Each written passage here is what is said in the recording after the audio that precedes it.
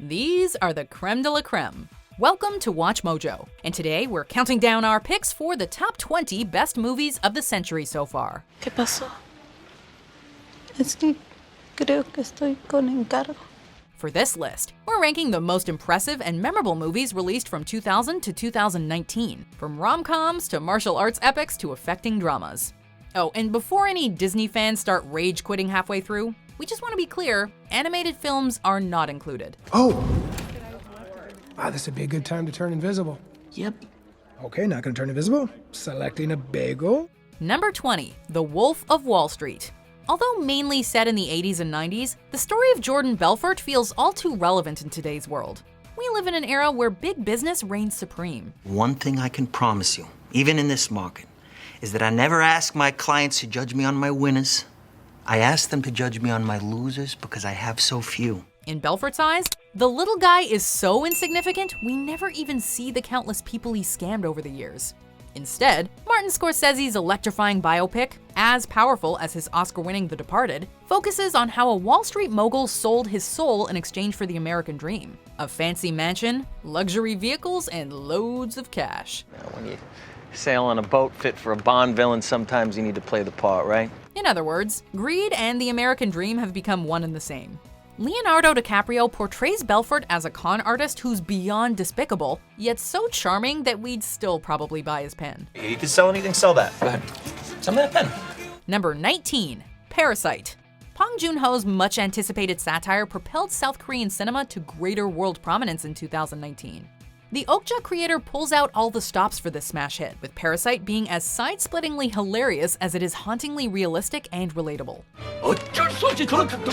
아버지, 지금 감정이 너무 막 여기 위에 올라가 있는데 그것 좀 여기까지 좀 내려보세요. Following two very different families from two very different social classes, the film is a beautifully shot masterpiece with an awesome musical score to match.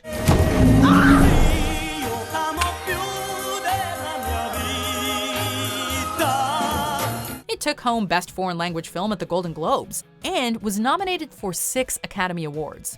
If you like your movies jam-packed with the sharp cleverness of a comedy, yet brimming with the relentlessly dark themes of a thriller, then Parasite may just burrow its way into you. Number 18, The Wrestler. This caught everyone off guard back in 2008. A movie about an aging professional wrestler played by Mickey Rourke, directed by the same guy who brought us Requiem for a Dream. But it just so happens to be a deeply touching drama about growing old and plucking up the courage to start a new life for yourself. Just need the juice and you're all right then, right? I'm just gonna get big and strong. As well as giving us tons of realistic backstage insights into the world of wrestling, it also offers up 2 Academy Award-nominated performances from Rourke and Marissa Tomei. You have a beer with me? I've got to get going. It may be mostly a somber story, but as is the case with other Darren Aronofsky movies, you can't help but want to rewatch it multiple times for the opportunity to enjoy something new. I don't hate you. I don't love you. I don't even like you. And it was stupid to think that you could change. Number 17, City of God. Every once in a while, a movie will come along and offer up such unrelenting realism that moviegoers need to stop to catch their breath when leaving the cinema. City of God is one of those movies. Following the very different life paths of 2 kids from the slums of Rio, we learn how violence and crime can be an almost inescapable way of life. And if you don't find a way to veer in a different direction, it will completely consume you. Serving up some unbelievably good, believable performances, many by unknown actors, City of God has a searing message to convey, and it doesn't pull any punches along the way.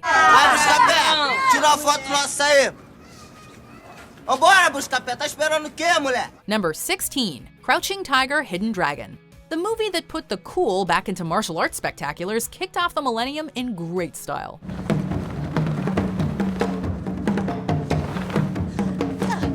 Combining gorgeous and stunning action courtesy of acclaimed choreographer Yuen Wu-ping, with the revenge-fueled drama of a Western and simply wondrous and surreal special effects, Crouching Tiger manages to take the somewhat aging martial arts template and make it even more relevant and entertaining than ever before.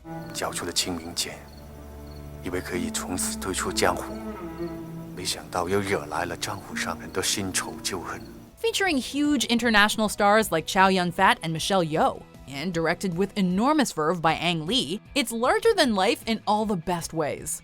Take that, laws of physics. Number 15, Kill Bill. We go from one Western-inspired thrill ride to another, with the Kill Bill series showing us that there is still a place in cinema for cheesy, over-the-top, ridiculously violent action movies.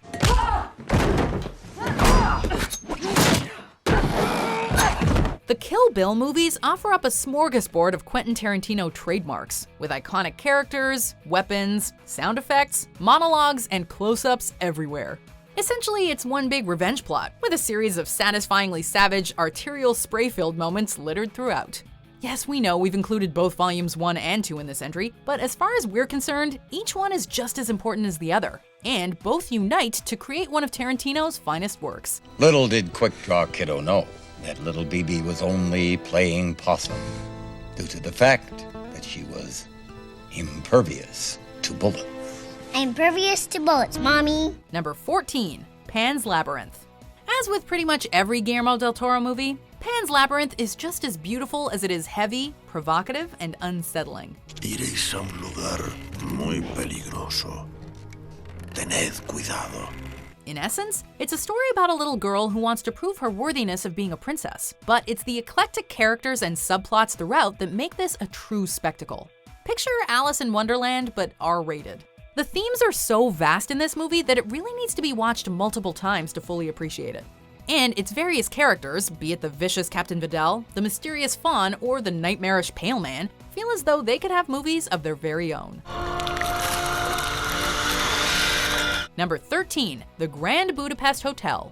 If you're after a vibrant color palette and endlessly quotable four-dimensional characters, then Wes Anderson is usually a pretty safe bet. Oh, how the good die young.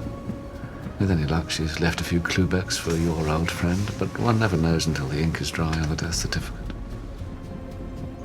She was dynamite in the sack, by the way. Case in point, The Grand Budapest Hotel. On the surface, it's about a concierge running a hotel, but on an emotional level, it's so much more than that. Not to mention, it's effortlessly hilarious. Never be jealous in this life, Zero, not even for an instant. Is he flirting with you? Yes. I approve of this union. Wes Anderson has the ability to create surreal worlds in his movies that, as a viewer, you can easily get lost in. And Grand Budapest is a perfect example of that. Plus, its cast is simply superb. We're talking Ralph Fiennes, Adrian Brody, Edward Norton, Willem Dafoe, Jeff Goldblum, Bill Murray, Owen Wilson, Tilda Swinton. The list of talent just goes on and on. I knew there was something fishy. We never got the cause of death. She's been murdered. And you think I did it. Number 12, Get Out. I would have voted for Obama for a third term if I could. Best president in my lifetime, hands down. It's by no means the first movie to blend horror with dark comedy and satire, but it makes us think about current racial and social tensions in ways we never anticipated. And in doing so, it attains heights rarely seen within the genre. And this all comes from the mind of a former Mad TV cast member. Get out! Yo! Yo, chill, man. Get out! Chill, man. While writer-director Jordan Peele has always been a great talent, the 2010s saw him emerge as one of the decade's defining voices, seamlessly mixing homage with original concepts. Peele should remain every bit as prominent in the 2020s and beyond, but for now, his debut feature is his magnum opus. My boy Chris has been missing for 2 days. Your son is missing. Oh, no. Not my son. My friend, he's 26. Number 11, Eternal Sunshine of the Spotless Mind. Mixing science fiction and romance, this Michel Gondry film is a departure for funny man Jim Carrey, whose performance was widely hailed as one of the best of its time, alongside Kate Winslet, another accomplished thespian taking on a challenging role. You're not a stalker or anything, right? I'm not a stalker. You're the one that talked to me, remember? That is the oldest trick in the stalker book. The movie is a refreshing delight that nabbed the Oscar for Best Original Screenplay. After discovering his former love has deleted him from her memory through a new and advanced procedure, protagonist Joel Barish sets out to do the same. But he soon has second thoughts. You're erasing her from me. You're erasing me from her. As doctors attempt to chase down all memories of Joel's love, we enter the frightened labyrinth of his mind. Oh, this is not good. I'm gonna have to give him this. Number 10, No Country for Old Men. Picking up on the themes of their previous films, the Coen brothers faithfully adapt this Cormac McCarthy novel. I got it under control. When a man finds a motherlode of cash after a drug deal goes sour, he becomes the target of a compassionless assassin. We watch as this monosyllabic hitman plows through all that gets in his way as he hunts the money down. With you gone and I don't have the money, he can't touch me, but I can sure touch him. It's an Academy Award-winning case of cat and mouse, masterfully executed at the hands of the Coen brothers, which they later followed with the also astonishing but quite different Inside Llewyn Davis. Number 9, Hereditary. This decade was a horror renaissance, but no other movie disturbed us to the core quite like Hereditary. A supernatural horror drama such as this easily could have come out in the late 60s or 70s, drawing parallels to classics like Rosemary's Baby, The Exorcist, and The Omen. I wish I could shield you from the knowledge that you did what you did, but your sister is dead! At the same time, Hereditary still feels like a product of the 2010s, touching upon mental health and trauma with a modern sensibility. Toni Collette dominates the screen as a woman who's either being torn apart by an evil presence or the madness within. Whereas so many other horror films literally jump out at the audience, director Ari Aster lures us in with a tense foreshadowing and subtle scares, leaving us completely unprepared when insanity takes over.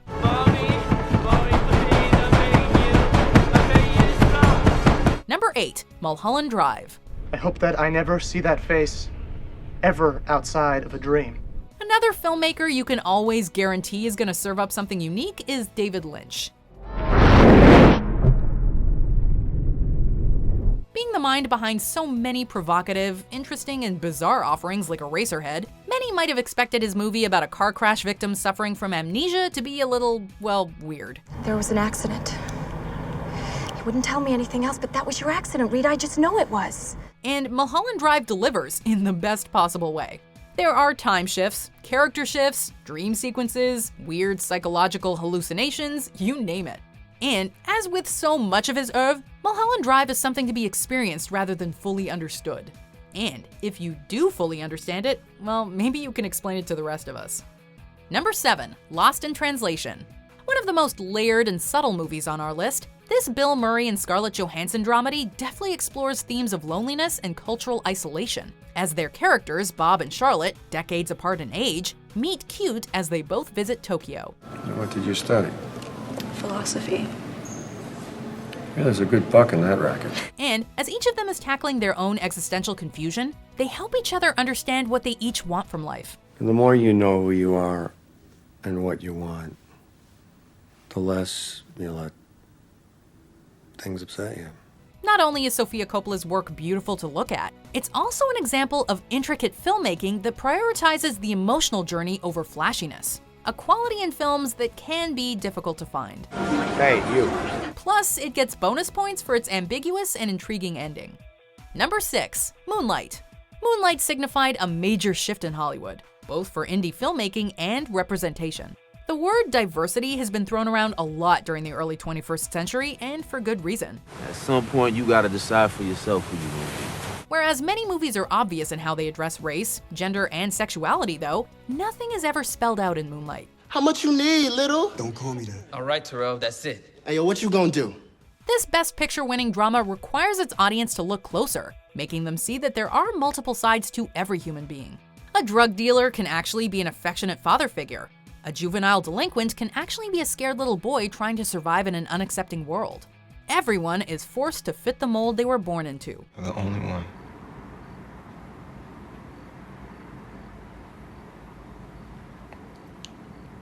I haven't really touched anyone since. Through love and understanding, however, our protagonist may come to embrace his true identity. Number 5, The Lord of the Rings: The Return of the King. Completing the iconic trilogy initiated back in 2001, Peter Jackson's opus The Return of the King splits its epically long runtime between Aragorn and his men battling Sauron's army, and Frodo's journey to Mount Doom to destroy the One Ring. Look, Mr. Frodo. That doorway. We're almost there. Thanks to these two running plots, we get a heady mix of heavy violence and delicate storytelling that's been called one of cinema's great achievements. By closely mirroring J.R.R. Tolkien's stirring and beloved novel, this movie gives fanboys and fangirls something to shout about. The Academy was equally impressed, awarding the picture a record-tying 11 Oscars. My friends.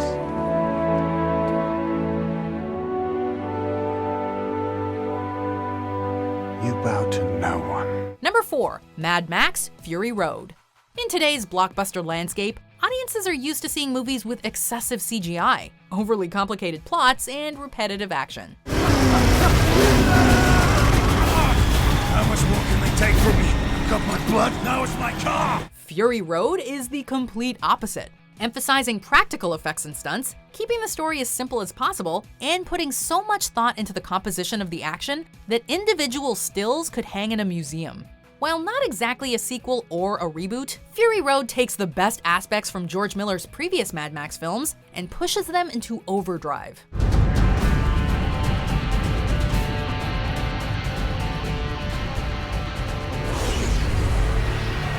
The best way to describe the film is the climactic chase of the road warrior sustained for 2 hours. Although that sounds incredibly straightforward, the film's emotive characters, inventive production values, and high-octane direction set a new standard for the genre. If you can't fix what's broken, you'll go insane. Number 3, There Will Be Blood. Brought to us by Paul Thomas Anderson, this drama follows prospector Daniel Plainview as he builds his empire during the Southern California oil boom. If we decide to drill for oil, and if the well begins to produce, I'll give your church a $5,000 signing. $10,000. Do you want to find someone else that's going to come up here and drill, Eli? Make the investment and do all the hard work that goes into it? While he's met with many speed bumps along the way, it's watching Daniel Day-Lewis portray the character's descent into greed and madness at the cost of all else that makes it a truly gripping watch. And for another stunningly gripping psychological drama, check out Anderson's 2012 The Master with Joaquin Phoenix.